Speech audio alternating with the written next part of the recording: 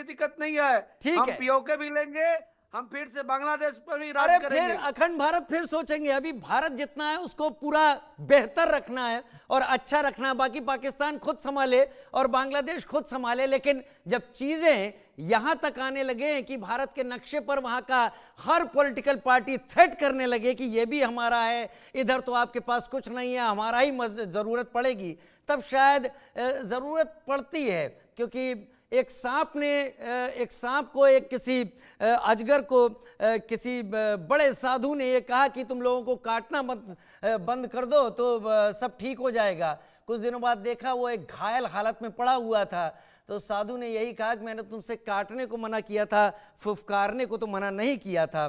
तो वो चीज़ें तो केवल फुफकारने से ही ठीक हो जाएंगी, उस पर छोड़ देते हैं। फराज भाई मेरे साथ जुड़े हुए हैं। फराज भाई, आपको क्या लगता है, क्या बांग्लादेश में कुछ लीडर्स अपनी लिमिट क्रॉस कर रहे हैं इसलिए कि वो उस पोलराइजेशन को बांग्लादेश में दिखा सके?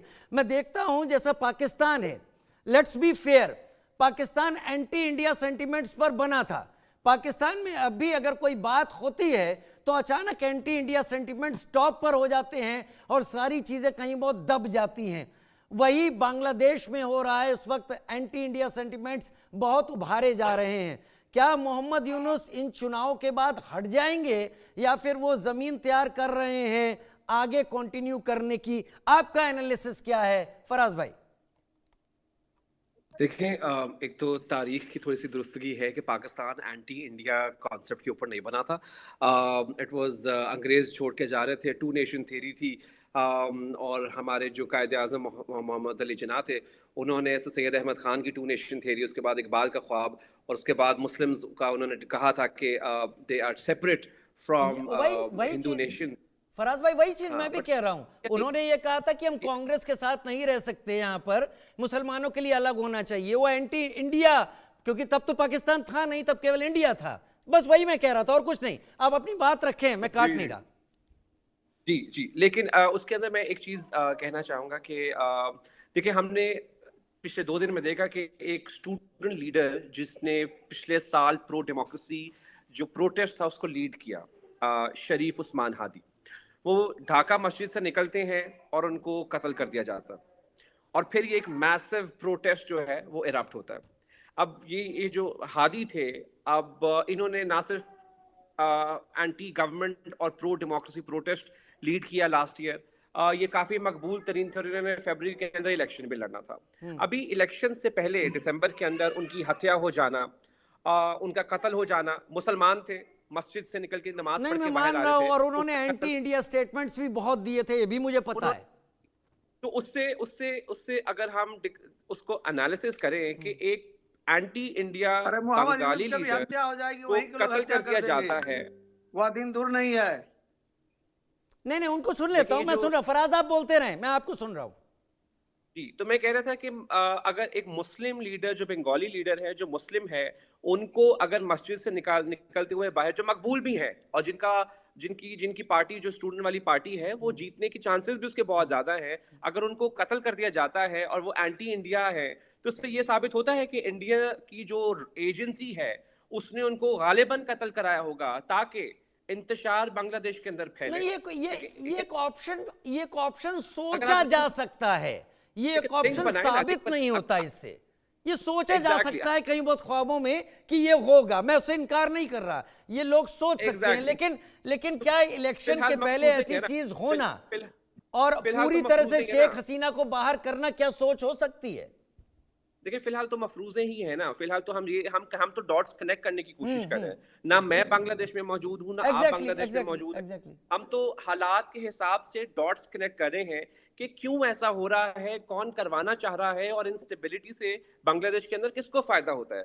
तो जहां तक वो आपके जो रिटायर्ड मेजर साहब हैं, उन्होंने कहा कि जो हिंदू एक जो नौजवान था उसकी बॉडी को जलाया गया, अगेन वो भी बहुत बुरा हुआ, लेकिन नहीं, उसके साथ साथ मैं वही कह रहा हूं, ये चीजें अभी कुछ दिन पहले थी जब मारा जा रहा था, टुकड़े किए जा रहे थे, हमने भी देखे। और भारत में कई पॉलिटिकल पार्टीज कह रही थी कि India has to take a stand, और अब भी वही कह रही हैं। लेकिन वही हालत है यहां पर। मैं एक मिनट, मोहम्मद अली शाह साहब, शाह साहब, क्या आप इत्तेफाक रखते हैं फराज जो बात कह रहे हैं कि वो बंदा एंटी इंडिया मूवमेंट की बात करता था, वो बंदा एक अलग स्टांस रखता था, मस्जिद से निकल रहा था और उसके खिलाफ हो सकता है इंडिया ने करवाया हो ये चीजें?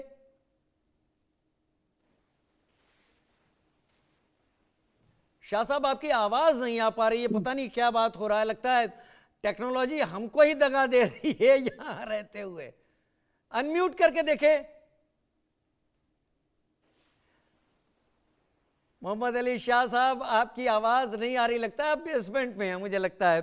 खैर, हम तब तक ये तस्वीरें दिखा दे रहे हैं। ये बांग्लादेश की तस्वीरें हैं जो हम इस वक्त देख पा रहे हैं।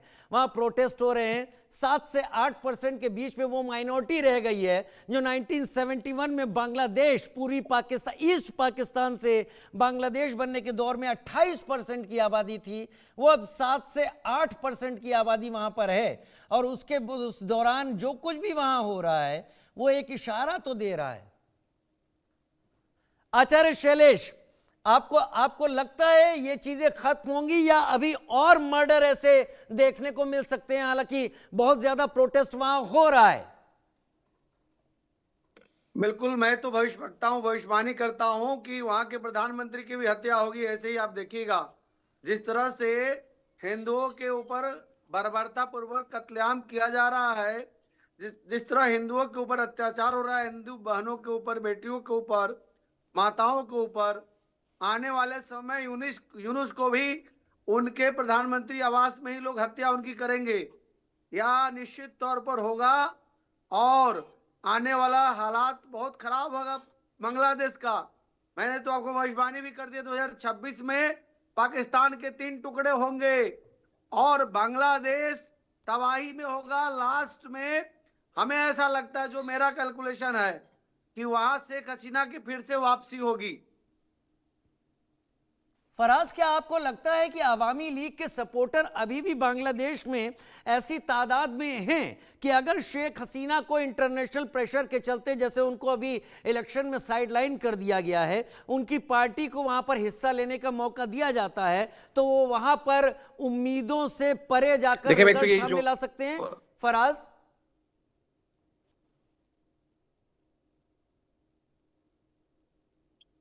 जी, देखिए, मैं बहुत रिस्पेक्टेबली अपना पॉइंट ऑफ व्यू आगे प्रेजेंट कर रहा हूँ। बट ये जो आपके पंडित जी हैं, ये जो बार बार हेट मॉन्गर,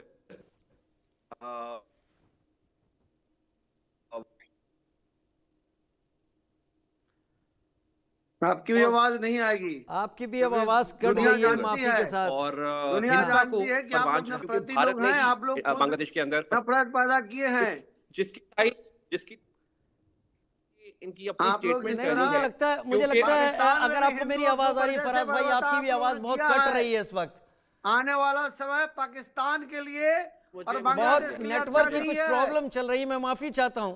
नेटवर्क की बहुत प्रॉब्लम हो रही है इस वक्त। मेजर मोहम्मद अली शाह भी नहीं आवाज आ पा रही है, फराज भाई की भी आवाज कट रही है। शैलेश जी, आप लगातार बोल रहे हैं कि अगले साल पाकिस्तान और बांग्लादेश के टुकड़े हो जाएंगे।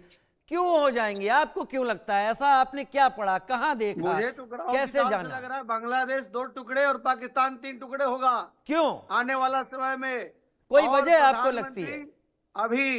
अभी प्रधानमंत्री के ऊपर बहुत बड़ा संकट आने वाला है, जो बांग्लादेश के प्रधानमंत्री मोहम्मद यूनुस हैं। नहीं, ठीक है, आप कह रहे हैं आपकी सोच है, लेकिन क्यों लगता है आपको ऐसा? जाग चुका है। क्यों लगता है? बढ़ता हुआ है। आपको क्यों लगता है कि पाकिस्तान के 3 टुकड़े, बांग्लादेश के 2 टुकड़े?